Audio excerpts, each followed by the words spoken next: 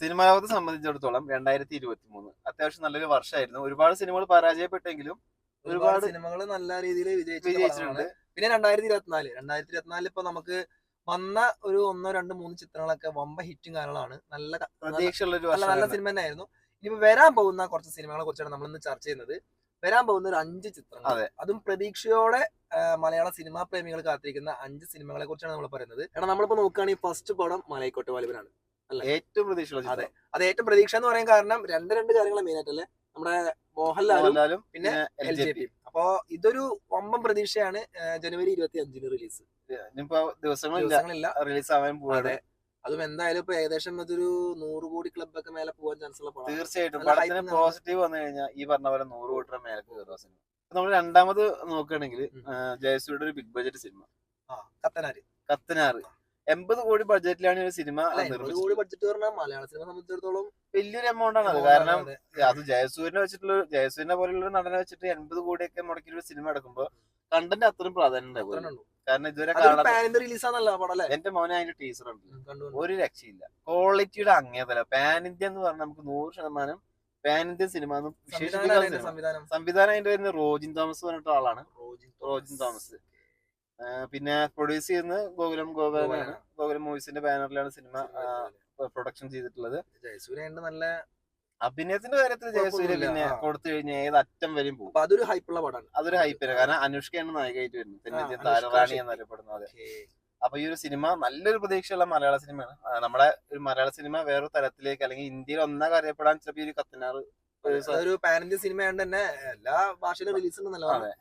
ഈ ഒരു സിനിമ 2024 തന്നെ റിലീസ് ഉണ്ടാവും. ഡേറ്റ് കൺഫേം അല്ല, നമ്മൾ ഏതാണെന്ന് അറിഞ്ഞിട്ടില്ല. പക്ഷെ എന്തായാലും 2024 സിനിമ ഉണ്ടാവും. പിന്നെ മൂന്നാമത്തെ പടം നമ്മുടെ സൂപ്പർ ഹീറോ ടൊവിനോ തോമസിന്റെ അജയന്റെ രണ്ടാം മോഷണം, അതായത് ARM അങ്ങനെയാണെന്ന് പറയുന്നത്. അജയന്റെ രണ്ടാം മോഷണം. അതിന്റെ സംവിധാനം ആരാണ്? മറ്റേ ARMന്റെ സംവിധാനം ജിതിൻ ലാൽ പറയുന്ന ഒരാളാണ് സംവിധാനം ചെയ്തിട്ടുള്ളത്. പിന്നെ ബിഗ് ബഡ്ജറ്റ് തന്നെയാണ്. അത്യാവശ്യം നല്ല സൂപ്പർ ഹീറോ പവർ ശ്രദ്ധിച്ചോ?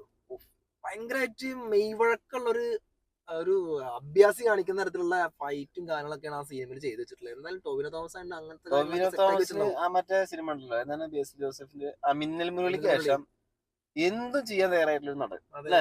ശരീരം കൊണ്ട് ഏത് അറ്റം വരും രക്ഷയില്ല മോനെ. ഇൻസ്റ്റാഗ്രാമിലൊക്കെ ഇപ്പൊ ഫാൻസിന്റെ അങ്ങേതര ഇൻസ്റ്റാഗ്രാമിൽ, കാരണം ചെയ്യുന്ന വീഡിയോസും കാര്യങ്ങളൊക്കെ എല്ലാ സിനിമയ്ക്ക് വേണ്ടിയിട്ടാണ് അല്ലെ. അതെ, സിനിമയ്ക്ക് വേണ്ടിട്ട് പഠിക്കേണ്ടത് അല്ല.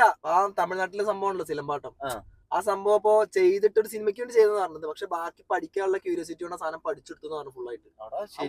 അഭ്യാസി കാണിക്കുന്ന അതേപോലെയാണ് കാണിക്കുന്നത്.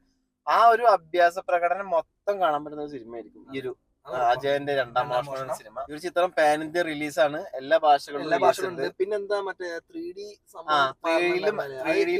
കൊടുത്തിട്ടുണ്ടല്ലേ അവസാനം 3Dയിലാണെങ്കിൽ ഒന്നുകൂടി. പിന്നെ ഒരു 1-2 ഭാഗങ്ങളും അല്ലെങ്കിൽ BGM വരാണ്ട് ഒരു രക്ഷയില്ല. തിയേറ്റർ എക്സ്പീരിയൻസിന് പറ്റിയ സിനിമ ആയിരിക്കും കേട്ടോ ഈ അജയന്റെ രണ്ടാം മോഷണം. ഈ ഒരു സിനിമയുടെ റിലീസ് ഡേറ്റ്, അതിന്റെ റിലീസ് ഡേറ്റ് കൺഫേം ആയിട്ടില്ല. പക്ഷെ 2024 മെയ് മാസത്തിൽ 2024 ഉണ്ടാവില്ലേ. കാരണം കുറെ ഷൂട്ടിങ് കാര്യങ്ങളൊക്കെ 2024 മെയ്യിൽ തന്നെ 24-ാം തീയതി 2024 മെയ് 24-ാം തീയതി അങ്ങനെ ആവും. എന്തായാലും ഈ ഒരു വർഷം വരുന്ന പടം തന്നെയാണ്. നാലാമത്തെ സിനിമയെ കുറിച്ച് പറയുന്നതിന് മുമ്പ്, ആ പടത്തിന്റെ പേര് പറയുന്നതിന് മുമ്പ് ഒരു കാര്യം പറയാനുള്ളത്, ഒരു സംവിധായകൻ 10 വർഷം ഒരു പടത്തിന് മാറ്റി വെച്ചു എന്ന് പറഞ്ഞു.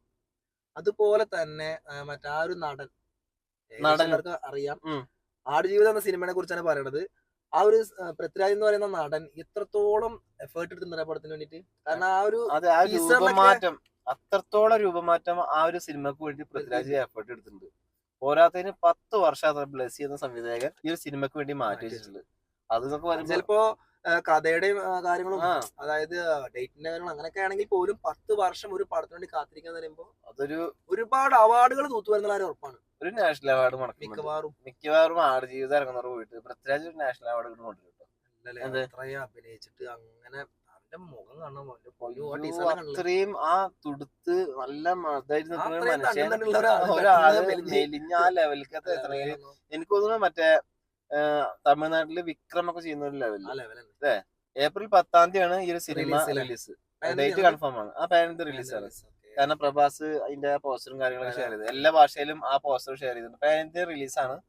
മലയാള സിനിമയിൽ ഇപ്പൊ നമ്മള് ചർച്ച ചെയ്ത സിനിമകളൊക്കെ ഒരു അല്ല എല്ലാ പാൻ ഇന്ത്യൻ. സിനിമയും പാനന്തിനെ ആണെങ്കിൽ പോലും എല്ലാം സിനിമ നമ്മൾ കാത്തിരിക്കുന്നതാണെങ്കിൽ പോലും ആ. ഇതിൽ പ്രതീക്ഷയോടെ കാത്തിരിക്കുന്ന വേറൊരു പടം ഇനി ഉണ്ട് ഇതില്.